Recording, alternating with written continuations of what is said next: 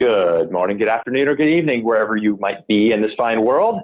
You're listening to the Startup Selling Show, Talking Sales with Scott Sambucci. That's me. Today's episode is a guest episode, and today's guest is Shawn Finder. Shawn Finder is the CEO and founder of a company called Autoklose. Auto, A-U-T-O, Close, K-L-O-S-E.com. And Autoklose is an outbound sales platform that is designed to automate your sales process and help you close more deals faster. And so Shawn and I were connecting on LinkedIn about 2-3 weeks ago, got into a little chat conversation there on LinkedIn, and we said, hey, we should have you on the show just to share some of your expertise around the outbound sales process, how he's using social as a way to introduce and even convert deals that are active deals in the sales pipeline, and his overall strategy and what he's seeing out there every single day when he's working with his customers and his customers are using the Autoklose platform. So just off my conversation with Shawn, and so a couple of things that we talked about. First of all, we dove into a little bit of his origin story. So Shawn isn't, as you hear him talk and you hear him share his expertise, you're like, man, this is really a guy who loves to sell. Well, it turns out he wasn't always a salesperson, much like many of the people that listen to this podcast and much like many of you that are out there running your startups or leading sales teams even.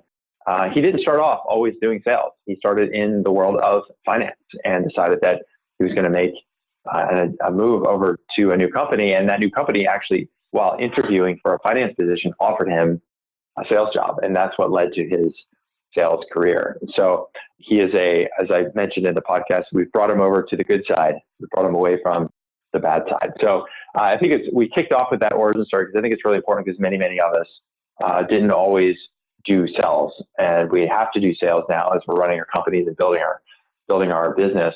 But it's not something that necessarily comes natural to us. So that's kind of where we started.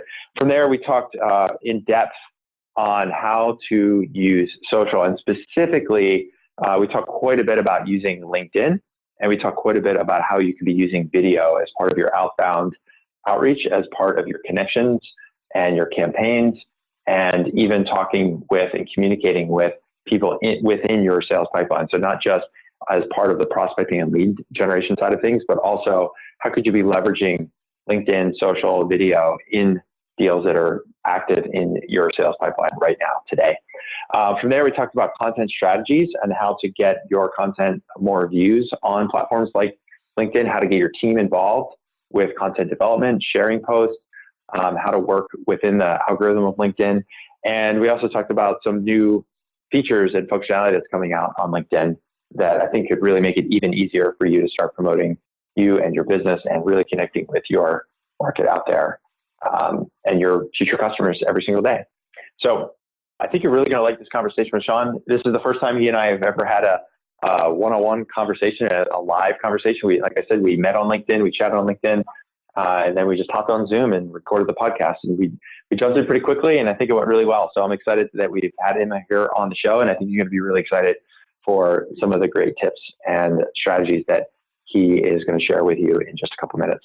Last thing I'll mention is, as you are listening to the show and you're thinking about all the great stuff that we're bringing to you, I'd also want to help you any way that I can in terms of helping your startup grow. And so, if we've never worked together before, if we've never chatted before, one of the easiest things to do if you're already listening to this podcast is to head over to Sales Qualia. That's sales and then Qualia, Qualia, salesqualia.com. And on that website, our company website, there's a couple of different options for you to kind of check out more of what we do. So we have our insider list, which is our email tribe of people. And just like we've been pumping out lots of episodes here on the podcast, we've been sending out lots of really great content every single week, a couple times a week in some cases.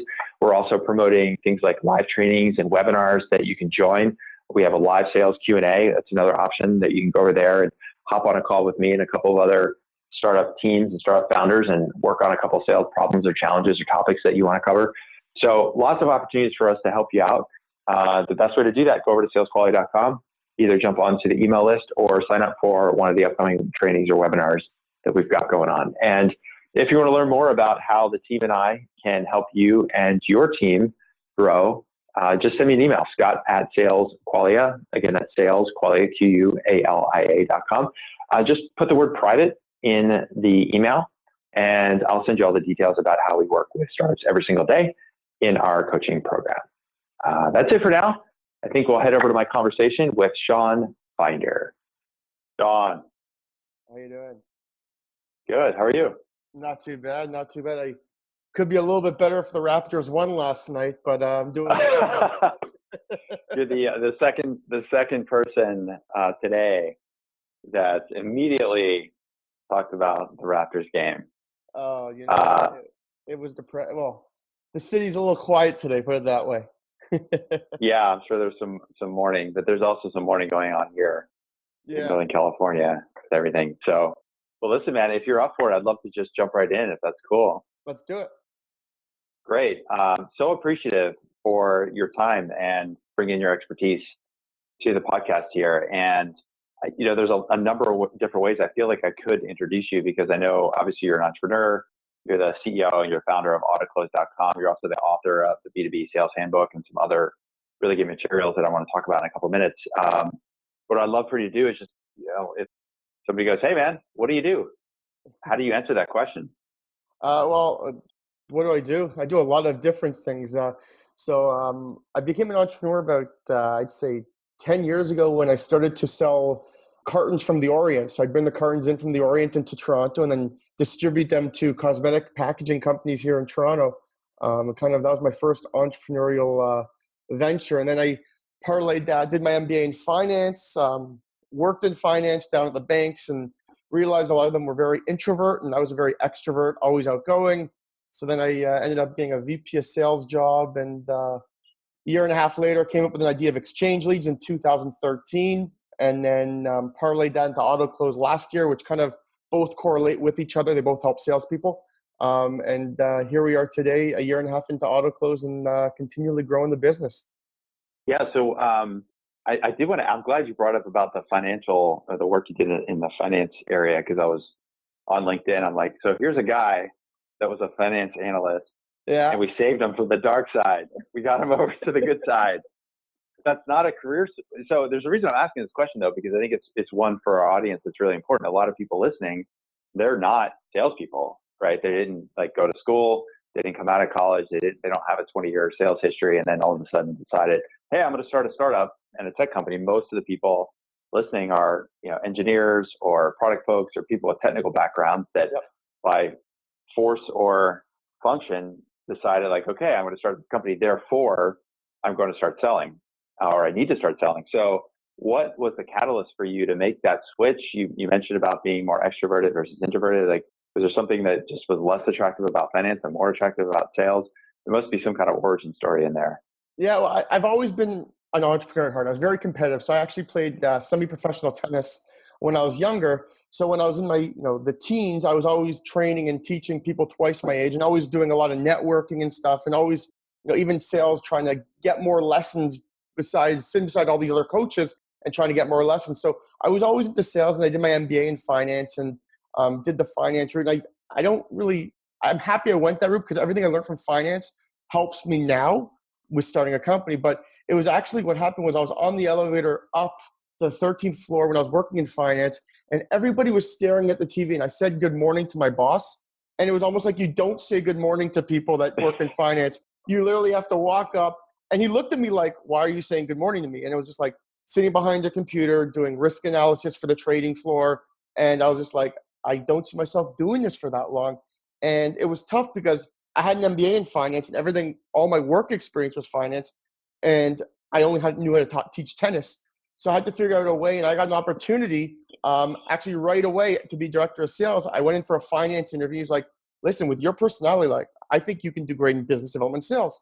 And that was my the first little lesson, which, and to help me get into sales. And then from there, met my CTO, came up with an idea, and I still do a lot of sales for my company, even as a CEO today.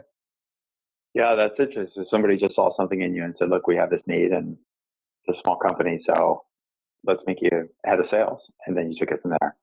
Yeah, so as I just got in, had a team of 4 under me, And I had a little bit of sales experience because but not real working sales experience, like more like working retail and stuff. But he just saw like I was very outgoing, very good at just talking to people, talking to clients, talking to prospects. So gave me the opportunity and really did well my first year of sales. And then 6 months later, came up with this idea and kind of left the company. So that was it was an interesting transition, that's for sure.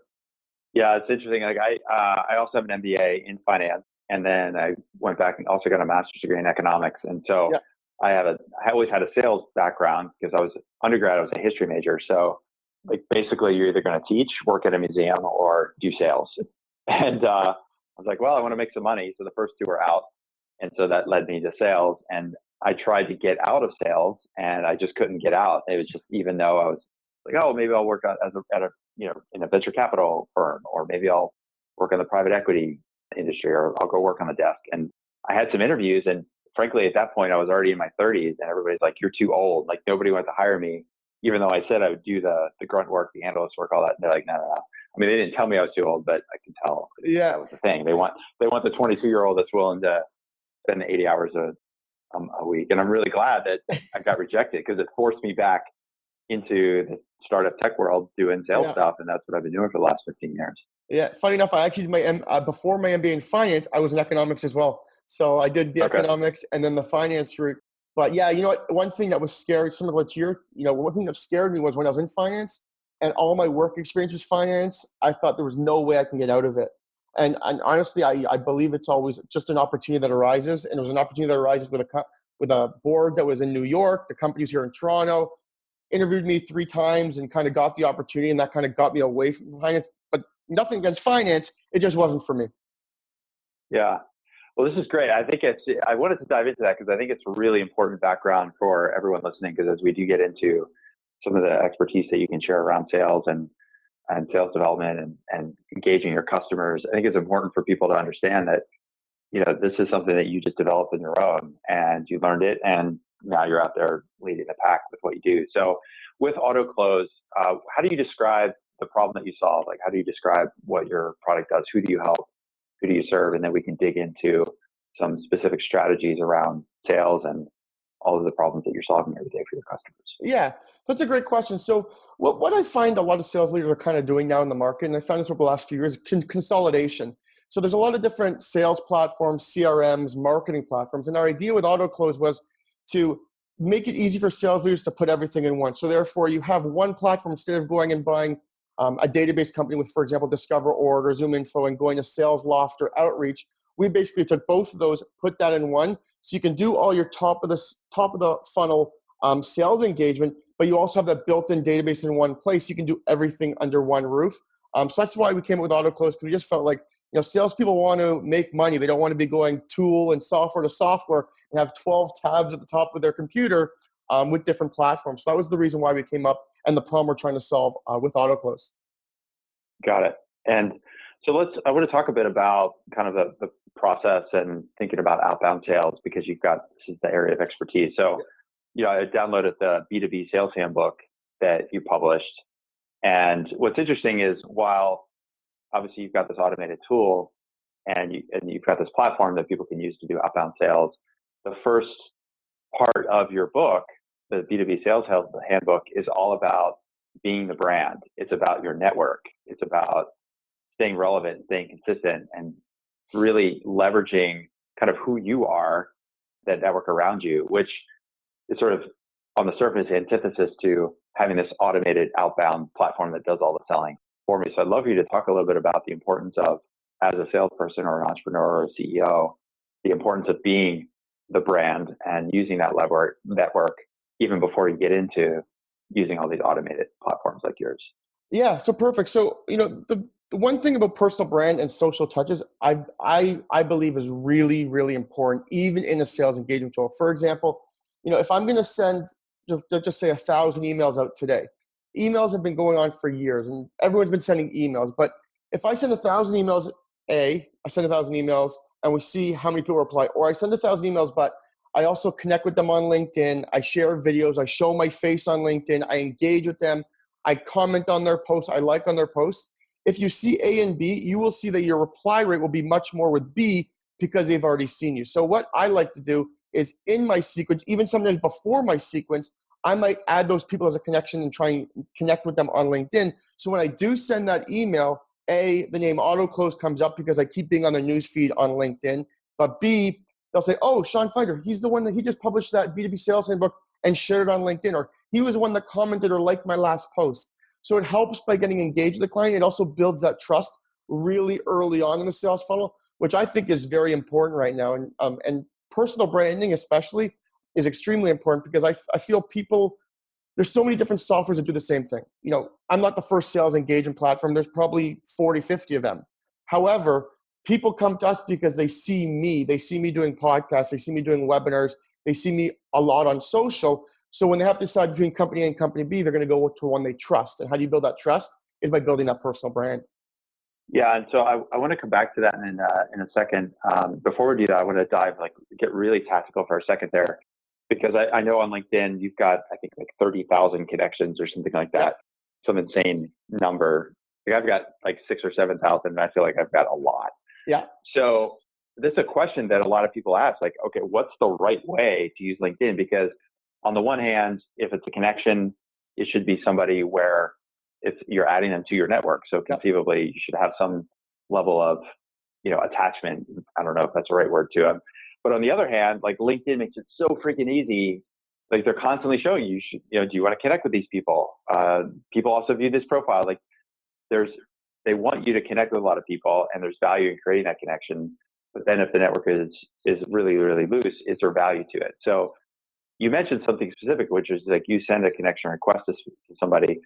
I'd love to just hear you riff a little bit about your personal way of using LinkedIn to build network, and how have you found it to be effective, and what are some upsides and downsides to taking the approach that you take?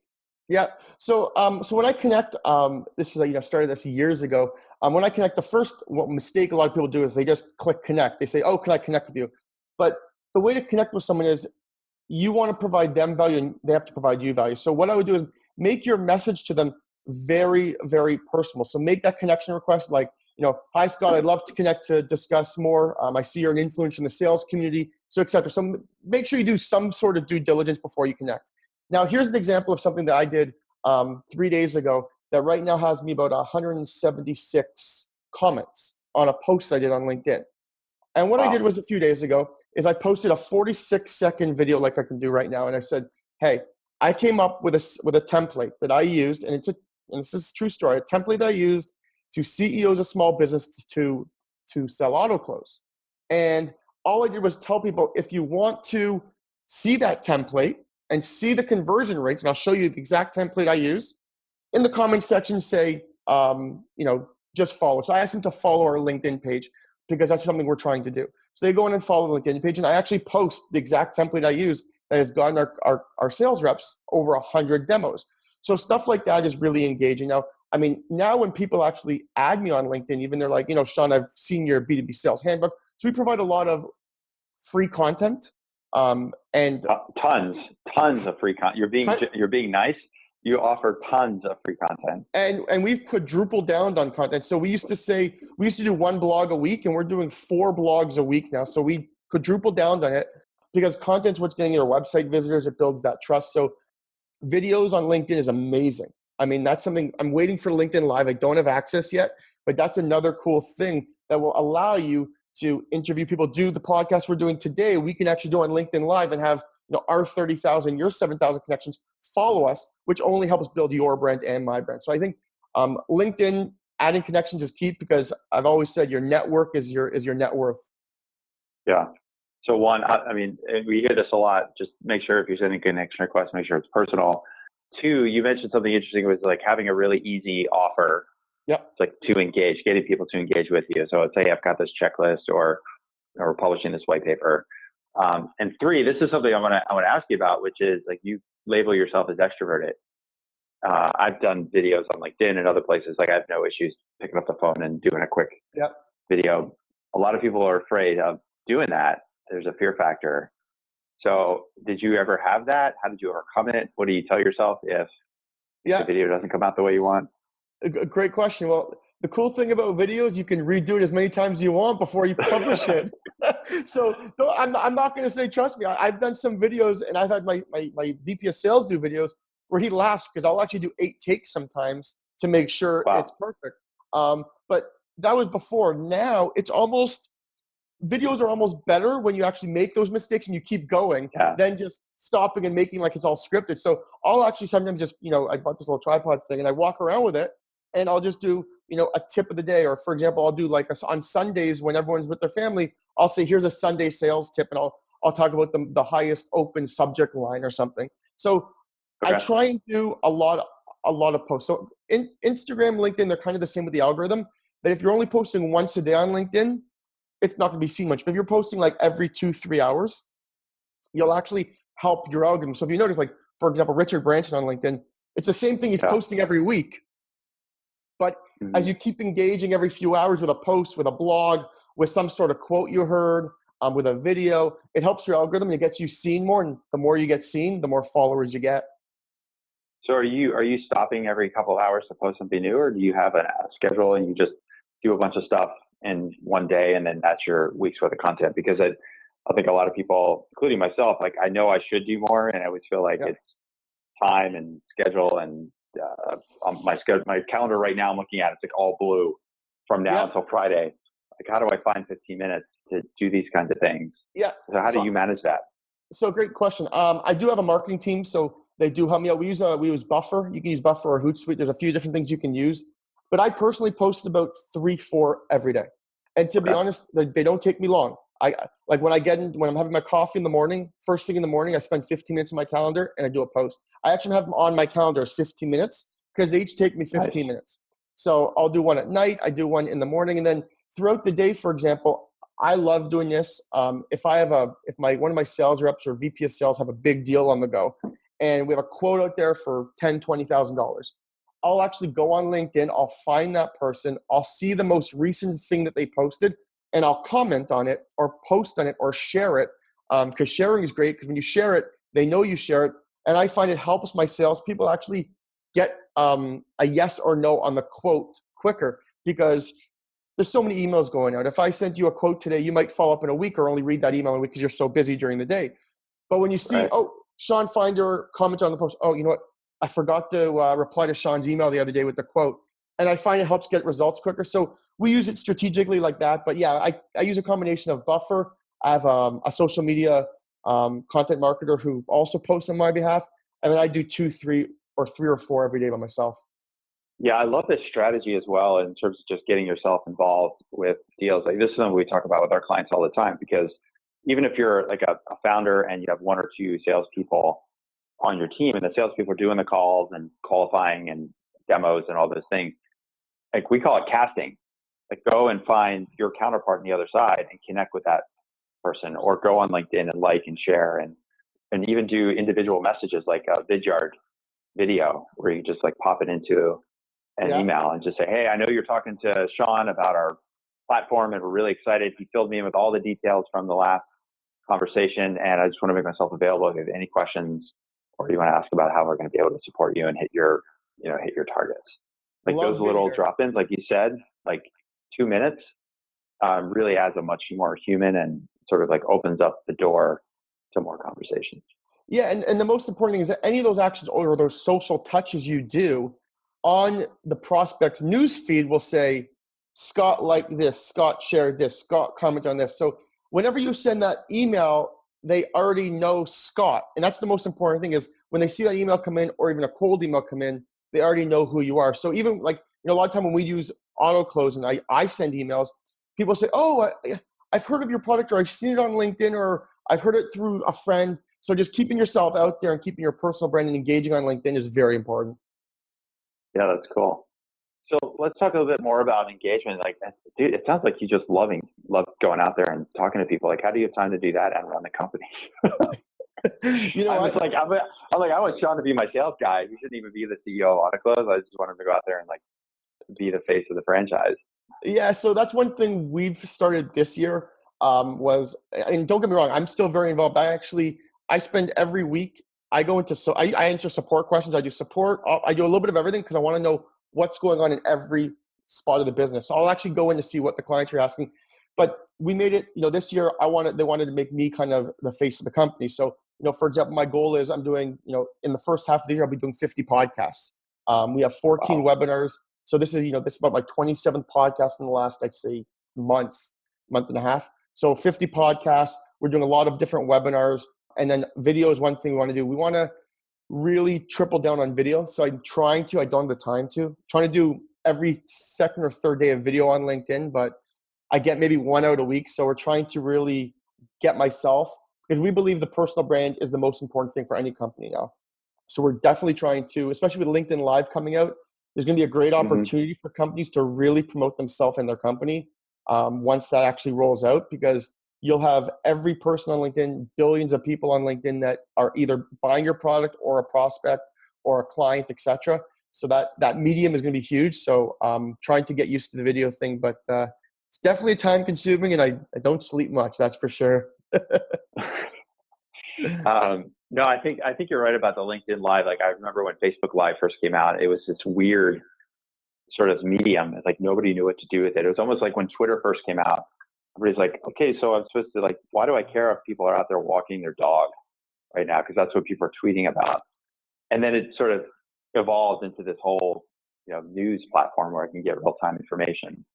The same with Facebook Live. It's like, okay, I'm eating breakfast right now. Watch me eat breakfast. But now it's turned into people with, their own television shows, the equivalent of their own television shows. And I think, like LinkedIn, with it being a whole new platform, it's a huge opportunity for people to get back in at the ground floor. Yeah. Where they may have missed out on this Facebook Live or not comfortable with that platform, or just that's not the place where you want to reach your audience, because LinkedIn is where you want to reach CEOs and VPs and director level people. And I think that just getting into this habit of just doing it and then figuring out how to leverage it later is probably way more important than trying to figure out what am I going to do and then be late to the game. Yeah, and I'll give you actually a new feature that just went live, I believe, yesterday on LinkedIn, and I just found out about this morning from my marketing team, which is very big, is you can now add your connections and invite them to follow your company page. I saw this. I did see this. And that just came out a few days ago. So I've actually given my LinkedIn to my marketing team, and now I'm like, go through our 30,000 people, and then you get to invite them once. You get to invite everyone once. But that's very important, because when LinkedIn Live comes and say you want to do something from your company page, this is your chance to build followers. I don't know how long you're going to keep that feature out, because everyone's going to be now doing it, but it's a great opportunity. Like, you can, if I have 30,000 connections and I can get, say, 3,000 of those people to follow my Autoklose page, the next video I do and I post on my Autoklose page, well, now I know people that are following it, that's going to be on their newsfeed for sure. So that's a cool feature that just launched. I found out this morning. It might be a few days old now, but something that people should definitely take advantage of. Yeah, I think I just saw this earlier this week. I saw a post, oddly, on Facebook. A friend of mine posted this feature, and I saved that post, and I forgot about it until you just mentioned it. Yeah. So I've just written a note to myself to start inviting people to my LinkedIn page. That's also a good kick in the pants to upgrade the LinkedIn page, because I think on LinkedIn, there's so much focus on the individual profile. At least in my opinion, it's like everything is connection 100%. Request, network to network. You sort of forget about the business page a little bit, and there's not really a reason to follow the business page. But like you said, with the inclusion of more video to the platform, I think that it could really transition and maybe not be on par with the individual profile and individual connection, but at least I think it will really elevate the way that Facebook business pages have been elevated to be part of a marketing arsenal, when otherwise it really wasn't there before. There is one caveat. They actually make you manually go one by one. So you can't invite everyone. So let's just say you have 7,000 people. It's going to take you weeks and weeks and weeks, because I did about 60, and I'm like, you know what? I got to get someone else to do this. My eyes started going. I'm like, I can't do this anymore. Yeah. Dude, virtual assistants. That's what you got to do. Go over to Upwork. That's it's my trick on how I got 30,000 connections. Yeah. No, we're pretty deliberate about, it's part of our LinkedIn strategy. It's part of my LinkedIn strategy. That's basically the one place where I do connect with people in my market, because that's where my market is for the most part. And, we'll pretty regularly go get a list of people that are in our space, and we'll send them personal connection requests. We'll do like 25, 30 a day. And we'll get, some percentage of those connect, and then some percentage reply back right away, like, oh, thanks for connecting. And Yep. some percentage of those lead to conversations, and the rest, they're just in that long-term nurture. Yep. And I've seen people, like, I've never spoken to them, and all of a sudden they pop up on a webinar that I'm running. Yeah. Because they saw all the posts. I'm like, I have no idea who this person is. And then I'll go look them up on LinkedIn. Like, who is this person? And then I'll see, like, oh, I connected with them in November 2018. So it was like 7 months ago. I connect with them. We've never messaged. But like you said, they've been seeing my stuff. Yeah. And finally the one offer of like, hey, I'm going to run this live training. If you want to join, click here. That's the one time that they're like, hey, I'm ready to engage. Perfect. And so that only happens if you have those connections, and then just consistent with it. Even if you don't have 30,000, I think if you do, like, hey, did you do your 10 today? Yeah. Then it does build, and it does make a difference as part of the top of your funnel. Yeah. And I always tell my salespeople, I go, whenever you have a prospect, add them as a connection. Add all your prospects as a connection, even if it's 20 a day, 5 a day, 10 a day. Whenever you have a prospect or even a client, add them all, because any prospect you're working with, it'll just build trust when they see the profile. They look at what school you went to, have you been endorsed, all the kind of education, etc. So I always have my salespeople always add the 10, 5 people they talk to on a daily basis, add them on LinkedIn, because as I said, your network is everything nowadays. Do you have, I'm curious, do you have other people in your company connect with their counterparts? Like your, VP of engineering, does that person connect with a technical person at the customer side of things in order to kind of weave a bigger web, or is that kind of too far? That's interesting, actually. You know what? I haven't done that, but that might be interesting for my marketing team to connect with more marketing people, because usually it's our salespeople that connect with who the prospect is. But that is an interesting. That's an interesting tactic. I've never thought of that one. That's pretty good. That is interesting. Yeah. I always think about it from an enterprise sales standpoint, especially because you get deeper in when you're selling big enterprise stuff, especially 6, 7 figures. You're going to go really deep into these other organizations. Yeah. As you're selling, you're going to get, talk to the director of IT and the CTO and the chief risk officer and the CIO. And so when I was at Blend, selling enterprise software to lenders, we used to have our product guy come in and be part of the sales presentations, and our VP of engineering and our CEO and our other co-founder. And so we're always trying to okay, so Nima, you go talk to the senior executive guy because you're the CEO, and I'll talk to the ops person. And then Pranay, you'll talk to the product people, and Justin, you'll talk to the tech people. And we're just trying to weave that thread or that web, if you will. Yeah. But we did that during the sales process, not a precursor to the sales process. But it's just something I thought about. It's yet another thing to add to the list. Yeah, interesting. So you published, you mentioned, I mentioned, and you mentioned that you published a ton of content. So you've got the B2B sales playbook. You've also got this book, which I didn't know that you had this until I was over at your website, which is 673 Years Sales Excellence, which, by the way, is an awesome title. It reminded me, it was sort of a version of the Tim Ferriss Tribe of Mentors. Yeah. I don't know if he came out with his book first and he copied you or what, but this idea that you've got 20 plus senior sales people that have been in sales, enterprise sales, startups, tech, that adds up to 673 years of sales experience. And each person has a page or two where they're sharing some of their expertise around career in sales, life in general, those sorts of things. So I'm kind of curious, how is that, what was the idea? How did you come up with that idea? And how do you find that kind of content useful in your sales process versus, a typical blog post or even the B2B sales handbook? Great question. So what we did was we did our first book last year, and the B2B sales handbook was this year. And what happened was we looked last year at our numbers on blog posts and downloads, etc. And we got over 3,300 downloads of the 673 years of sales excellence. Now, wow. there's a strategy behind it. So what we did for that book is we have 27 of the influencers who I've worked with my first company, my data company, Exchange Leads, and we reach out to them and we're promoting them in the book. So by us promoting them, we actually ask them to promote us. So now we have 27 of the top salespeople in North America or worldwide in the book. But when we actually launch the book, we're sending it to our newsletter subscribers. However, 27 of the best influencers with a bigger list are sending it to their list. So now the people that follow them now download the book and give us leads. When they reshare us on LinkedIn, the followers and connections of theirs are downloading the book. So ideally, we have 27 people that are downloading the book who are very reputable in the sales community. And we do that a lot. And then what we'll do is we'll tag them on the LinkedIn post. So we'll do a thank you, and we'll say we want to thank, and we'll list all the 27 influencers. They'll all start the comments, and we start the algorithm for LinkedIn. So it worked for this last one, the B2B Sales Handbook. To be honest, we ended up getting, so far, I think we're at 2,700. We only launched about 2 months ago, 2,700 leads from it. And it was the same thing. Inside the book, we mentioned people's names, and we have them share it. But what we also did was strategically, and I've never put money towards online, any advertising marketing. I actually have it at $1 a day on the B2B sales. $1 a day right now. The B2B Sales Handbook and the other one are each at $1 a day.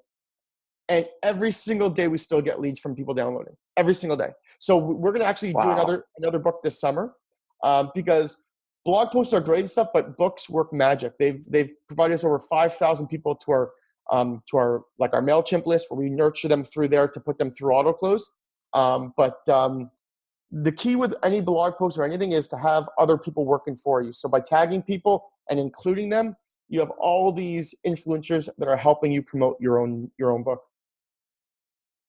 Dude, it never occurred to me the second order effect there. I mean, obviously it's great content, which is good for you to use, but then having, I'm looking at the list of people, and I know a ton of these people, and I'm like, yeah, Jill Conrad, she's got a pretty big list.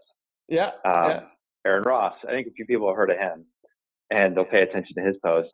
Yep. So that viral effect, and I think this is like a really good sales tactic, like a marketing technique that, regardless of your industry, like I mentioned lending, like if you're selling enterprise software to banks and lenders, you could do a book of 20 bank executives and, call it 673 years of bank excellence or lending excellence.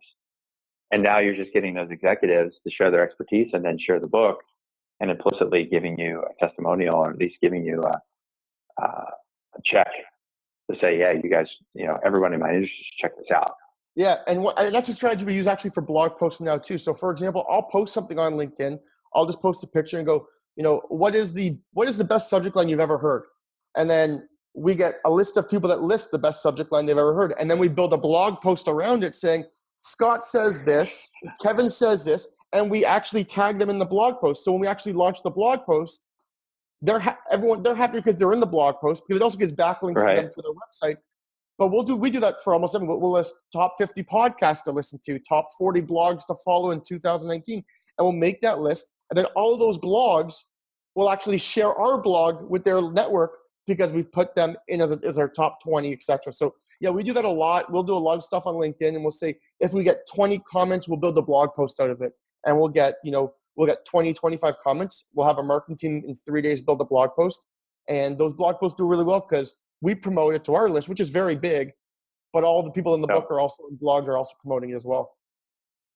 And then when you take advantage of the algorithms on LinkedIn, when you post that blog on LinkedIn, then everyone else that is mentioned there, they're going to repost it and share it, and then the comments, and it just perpetuates the viral coefficient of that one post, because it just picks up steam as you go. Yeah, and another strategy we use, probably not the best strategy, but we also do is almost in the comment section when you post a real good blog or something, have almost like an internal conversation with your own coworkers in your comment section. So right when you post it, therefore, I'll be like to my VP of sales, be like, Adrian, this was a great blog. Which one, what did you like? And then my support will come in, and we'll actually, the first 10 people commenting are all people that work at Autoklose. But because there's so many comments going so quick, LinkedIn is saying, wow, this post is going viral. And then it starts being followed by all these other people, and then engaging with all these other people. So we have, for example, I had a Elon Musk post on LinkedIn, and I think we ended up getting 362,000 views. And now it's because I started with just having a conversation with my CMO in the comment section to get it rolling. So that's like a little strategy to get the algorithm going. But yeah, don't tell LinkedIn I told you that one. No, look, I love that because we've got some clients in our program that, as just part of their content development strategy, they'll, as a way to help share the workload, if not they don't have a marketing person to do all the content. They'll say, look, everybody in the company has to do one blog post a week or every 2 weeks. And so they're already sourcing content from those people. And it's a way to get the whole team engaged. It's a way to get engineering and product and other folks engaged with marketing that otherwise might not be able to find a way to do that. And they can also see the direct effects. Like, wow, all I have to do is like spend 10 minutes commenting on some stuff on LinkedIn. That's really going to help propel sales. It's an inclusive as well. So there's I think an internal benefit to getting the team working on this, aside from the obvious marketing and sales benefit of getting more views on that particular post. Yeah. And internally what we do is we have Slack. So we actually have a Slack channel that says content upvoting. So anytime anybody in our organization posts something or some sort of blog or anything, it goes into content upvoting, and everybody in the company knows they got to go in and check that every day and automatically upvote it. If it's a Quora answer, whatever it is, they have to go in there and comment or upvote. So we actually have it all in a Slack channel. So every single day, whatever we do, now we're doing blogs Monday, Wednesday, Friday. So every Monday, Wednesday, Friday, people know, like, share, comment, give your opinion, start conversations, etc. Dude, that is ninja. that is well beyond black belt. That is like ninja material. Yeah, there. We do a little bit of things out of the box here. How did you land on these kinds of strategies? Did you trial and error? Did you see other people doing it? How did you discover to even try some of this stuff? So from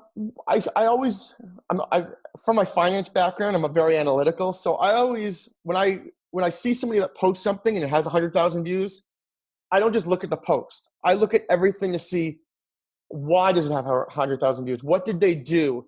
Who are the people commenting? What are they commenting? What time of day was it posted? I look at all these different things. And for a few of them, I actually saw companies, and I'll use a perfect example of a great company that does it really well is Drift. Love David Cancel and Drift. And they have always engaged great content. And if you look, it's always, the start of it's almost like a full conversation with employees at Drift in their conversation. So I started taking that. But I've always been one of those things that if you're in sales and you do everything the same way every other salesperson is doing, you're going to get the same results as every other salesperson. So I'm always been, if you're doing it like this, I'm going this way. So I always try new things. I mean, we have, for example, we have a Slack channel that just random stuff that I'll just come to mind. I'll wake up in the morning with an idea for LinkedIn and I'll post in there like, what do you guys think? And we're always trying different things. But that's how I do it. And I always look at different companies, look at the best companies and see how they're doing it. And right now, for example, David at Drift, he's a guy that, our marketing guys look up to. He's always on video and he's always doing exceptional stuff on LinkedIn. And he's the one that does follow our LinkedIn page. And then he'll actually like everyone and say, post it. And it basically gets so many comments going, the algorithm starts working for you. Yeah, I love that. And I think there's an important lesson that maybe got lost in what you just shared, which is, if you're doing and just copying what everybody else does, then you're going to get the same results. I think a lot of times, and I see this like with outbound email campaigns, like we've all gotten the same 4 emails, like, hey, looking for the person who makes the decision about this, or and then a week later you get the second email, like, hey, just bumping this up to your inbox in case you missed it. And everyone assumes like, oh, this is how you do outbound email. This is the way I get outbound email. So I guess this is how I should do outbound email. Yeah. Forgetting the fact that they freaking hate getting this 4 email sequence and it gets ignored every single time. So they just figure, well, I'm just going to copy what everyone else is doing. Like, this is how people do demos when I'm buying a product. So I guess this is how I should do product demo when I'm demoing my product, even though it sucks to sit in a product demo for 45 minutes and not even like get a word in. All you're doing is seeing and watching people click. Yeah. So I think it's a really important lesson. It's just like, look at what's happening. Don't just copy it. Like, break it down and say, well, what do I like about this? What don't I like about this? What should I do that's different? Yeah, and you said an example earlier. You talked about Vidyard. I love Vidyard. Their office is about an hour away from where I live here in Toronto. And personal video, as I said, people aren't doing enough of them in their sequences. So if you have you're doing a sequence and your competitors are doing a sequence, but you're doing a personal video, you could be a little witty and do something funny in it, you're going to stand out. So that's why, for example, inside our sequences, inside our platform now, we actually have a Vidyard video where you can actually do a video right inside the platform, because people aren't using it. We still launched it. We had to do a partnership webinar with video because people still didn't know what to do or how to use it, or they were scared to use video. So I'm doing video as something different, but yeah, if you're gonna do the same thing, you're gonna get the same results. Yeah, I learned a lot more about how to use video in the sequence. I went down to the outreach conference, Unleash, they call it Unleash, down in San Diego this year, and really learned a lot about, especially thinking about where to drop in video, the idea of the multi-touch sequence, and just really diving into a lot of that whole, like the mechanics of how these things can run. Yep. And I know it's something that you guys have a real expertise around. So what are some other things? We talked a bit about video and social, inside of a sequence, if I'm doing outbound, what are your top 2 tips for somebody that isn't doing outbound, or what are 2 things that people are always doing wrong? You see it all the time. You're like, oh man, please stop doing this. Yeah. I'd love to get your perspective on that. So a few things. One is have some sort of scheduling automation inside your sequence. We use Calendly and have something in there, because the last thing you want to do is when you have somebody interested, you want to go back and forth with them to find a time to talk. So what we do is put that simple link in there so they can just pick a time right on your Calendly to find a time to talk. A few other things that we find that work, and I'm going to say this, it's one of the biggest mistakes I see in everyone's sequence, is stop talking about yourself. Stop introducing yourself in the first line. Hi, my name is Shawn Finder, and I am the CEO of Autoklose. Okay, you've already lost your prospect because you're supposed to talk about your prospect's challenges. When you're emailing them, Shawn at autoklose.com, they already know your first name and they know the company you're working for. You don't have to repeat yourself. So use that first line to talk about a challenge inside the sequence. Yeah, it's something like I think it's this tendency to feel like I'm introducing myself and I'm interrupting their day. So I want to tell them who I am. It's like, well, you sent the email, you've already interrupted them. So if you've got literally 3 seconds to get them to look at the first line of the email, you should make it compelling. Exactly. So like we try to, think about ways like, what's a question you can ask to get somebody to engage mentally with the exercise? Because reading is more passive, but if I ask a question, then it forces somebody's brain to look for the answer. Now all of a sudden you've created some more engagement. So you said one mistake is people always introduce their name, like who they are. What's another mistake that you see all the time? And you're like, man, I think the world would stop doing this. Yeah, is subject lines and body paragraphs that are too long. Subject lines especially. Most people are looking at their subject line on a mobile phone. So if you send an 8-word subject line, they're only seeing the first 2 words. So you want to make sure you shorten your subject line and make it 2-3 words your subject line. And body paragraph, I see people still writing a sales cadence email is not a marketing email. Stop, they write very, very long emails where you want to be 50 to 75 words, short and sweet. And your follow-ups only have to be 2-3 sentences. Just continue to follow up to see if they have 15 minutes. If your goal is, or your call to action is to book a call or have a demo, make sure you just use those 2-3 sentences to get that across instead of writing long emails where people don't want to read. So short, right? Short body, short subject lines. On the subject lines, I get this question all the time, which is, I don't even know how to answer it. Like, are you supposed to use caps or no caps? Is it okay to make it seem like a text message? Like, how informal or formal should I make this? I've always felt like if it reads like a headline, it's probably bad because people are like, oh, that's marketing, archive or delete or don't read. But on the other hand, if it just doesn't seem professional, then people get worried about that. I'm just curious if you have any data around some subject line stuff. Yeah, so subject line, I mean, the ones that I find that work well are like, the word like hi Shawn, or company plus company, or Shawn plus Scott, quick follow-up, like very short, simple words. You don't want to tell them too much in the subject because the goal is to have them open the email. So you want to tell them enough that they're interested in who's Shawn or Autoklose plus this. They know my company names. You want to make them intrigued to open the email. Okay, cool. And so what are some other things that you're finding in the sequence so we talked about video, we talked about emails and subject lines and bodies. What about like whether it's like phone sequences or live, in-person meetings? How do you think about that in terms of dropping in as part of that outbound sequence? Yes, in the outbound sequence, the other thing which I mentioned earlier was definitely social touches. So that's inside that sequence, add people on LinkedIn, share, like, and do different things. So you don't actually have to call or email them. You can take an action on LinkedIn without even trying to reach out to them, but you've done some sort of touch to get your name in front of them.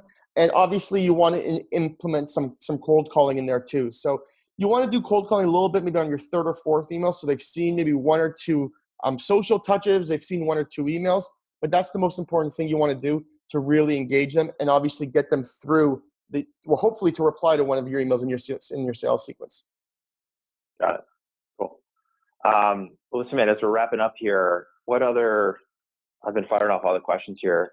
What other topics, what other tips, what you like you said, this is like your 27th podcast. So what's a nugget or a piece of gold here that I haven't asked about that you're just waiting for me to ask that people listening should know? You know what? To be honest, my nugget is LinkedIn. I use LinkedIn so much. I'm on it. It's literally on a tab all the time.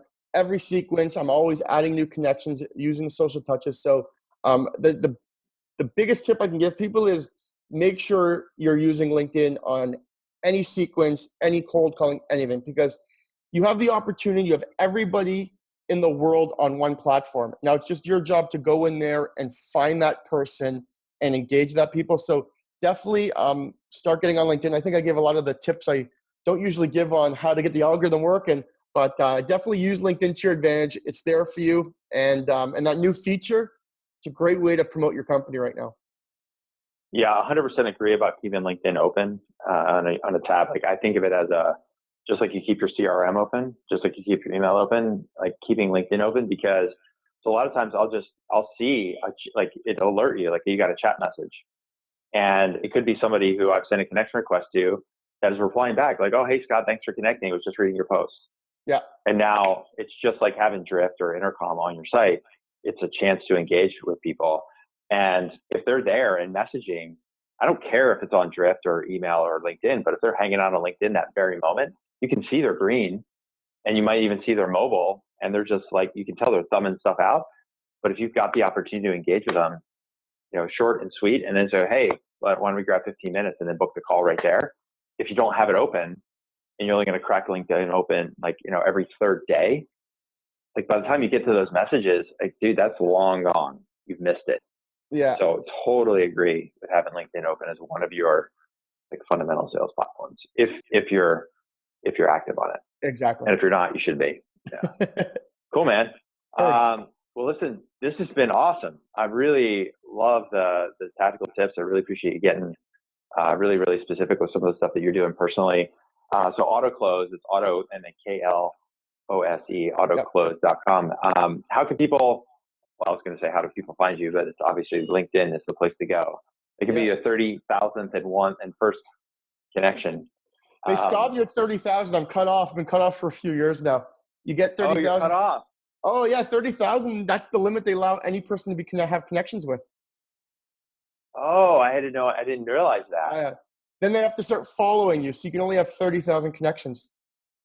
Okay, but then you can have like 30,000 more followers or however many followers. So you can follow me on LinkedIn. You can follow Shawn on LinkedIn, and then of course go follow the Autoklose LinkedIn page. Exactly. And definitely, like I said a couple times here in our conversation, going over to autoklose.com, because on that site there is a ton of content there. Like on the resources page, there's the books that we mentioned. There's the blogs that you're doing 4 times a week. You've got webinars, Q&As, best practices. All the time. There's just like a ton. It's like a huge resource library if you're doing anything related to sales, especially on the outbound side of things. So huge props to you all for making, creating the content and putting in the time and effort, because there's lots of ways we could all be spending our resources and time resources. And the fact that you guys are constantly out there publishing, I think is really great, because it's information that needs to get out there to people. So thanks for doing that. Thank you so much. Hey, well, that was a lot of really specific tactical stuff with Shawn Finder. I mentioned at the end of the conversation with him that he and I had never actually talked before in person. We had swapped some messages on LinkedIn, appropriately enough, and said, hey man, you want to be on the podcast? And he said, absolutely. I'm doing lots of that. So really appreciative of him joining the show, and just his overall approach to things. As you can tell, he's just very, obviously energetic, obviously very passionate, and just knows this is the way to reach his audience, is by doing the stuff that he's doing every day. And I suspect that that's one of the reasons why the platform has been, for him and his customers, really successful, and one of the reasons his company is growing really well. So, and look, one thing I will mention about, doing the social posts and being out there in social profiles, it's okay if it's not for you. You don't have to be on LinkedIn 4 times a day. You don't have to completely change your personality. You don't have to completely change who you are and how you do it. I think it's about listening to people like Shawn and saying, okay, these parts of things that he's talking about, definitely want to do that. Whether it's automating some stuff on LinkedIn, or inviting people to my LinkedIn page and making that part of the way that we're reaching our audience, or starting to do some videos. You don't have to copy everything he does. You don't have to be Shawn Finder. You don't have to be Richard Branson on LinkedIn. You just have to be you. And I think it's just important to take some of these tips, and any tips that you get across the board, whether it's from this podcast or webinars or books or whatever you're reading, and say, look, these things make sense for me. I'm going to give them a try. These things don't make sense right now. That's a later thing. And these things I'll maybe never do. The whole point of, I think, probably one of the reasons you're listening to the show and others like it, is because you're just out there sourcing ideas and trying to figure out, hey, if I just listen to a 45-minute conversation between Scott and Shawn, hey, what are 2 or 3 ideas that seem to make sense right now for my business that I can go and implement right away? And maybe as I'm thinking through it, one thing is, look, if you're doing blog posts, even if it's once a week on your company website, make sure they're on LinkedIn. Make sure you publish them to your LinkedIn page, and then make sure everybody in your team is upvoting and sharing and commenting on that post. That's something, if you're already posting even just once a week a blog post, you could easily go implement that idea right away, just to improve the number of people that are seeing your post in your feed. That's one thing that's really easy. Number 2, like I said, did you do your 10? You could very easily sit down every day, find people that either LinkedIn are suggesting to you, go through your marketing email list, people that are on your email list, and see, okay, they're on my email list, but I'm not connected with them on LinkedIn. I'm going to take 10 of those people and I'm going to connect with them on LinkedIn. Or I'm going to go through my emails, go through my sent box. Who are all the people I've sent an email to over the last 6 months? Am I connected to all of those people? And if I'm not, there's a batch of 10 I could do there. So that's also something very easy, because if you're doing 10 a day, then over the course of 200 and some odd business days, now you've just added 2,000 new connections just yourself on LinkedIn. So that's something else that's easy. And the third thing that's easy is just getting into the habit and having your team connect with people they're talking to, their counterparts on the other side. So these are, that's just wading into the water, ankle deep, calf deep, knee deep into the water. And then eventually you can start doing some of this bigger stuff. Give some videos a shot, commit to it for a couple of weeks or a month. Even if it makes you uncomfortable, and especially if it makes you uncomfortable, then maybe that's all the more reason why you should try it. But you don't have to go and mimic everything that he's doing out of the gate. It's taken him years to get to this point, and he's got a team around him that make it much, much easier for him to do this kind of engagement.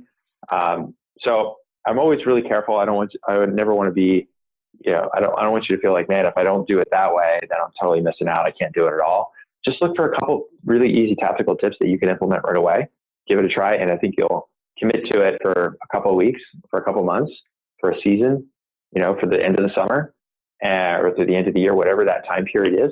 And I think what you'll see is just start to get results, and and the barrier to doing those things will be far lessened, because now you'll be in a habit of doing that every day.